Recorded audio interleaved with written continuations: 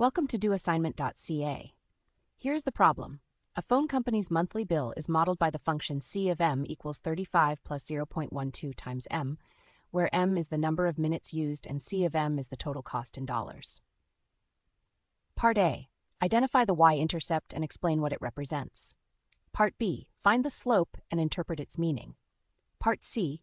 If a customer uses between 200 and 800 minutes per month, find the domain and range of this function in this context. Now, let us work through the solution step by step. The function C of m equals 35 plus 0.12 m is a linear function. Rewriting it as 0.12 m plus 35 matches slope-intercept form, where the slope is 0.12 and the y-intercept is 35. To find the y-intercept, substitute 0 for m. The result is 35, giving the point 0, 35. This means the customer is charged a flat fee of $35 every month, even if they use no minutes at all. The slope is 0.12. Because slope represents the rate of change, this means the cost increases by 12 cents for every additional minute used. It is the per-minute charge on the bill.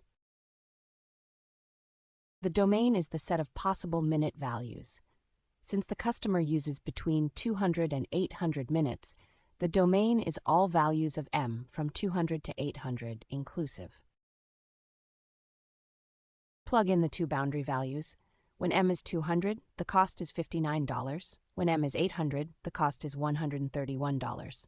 Since the function increases steadily in between, the range is all costs from $59 to $131 inclusive. The graph displays the line from the point 200, 59 up to 800, 131.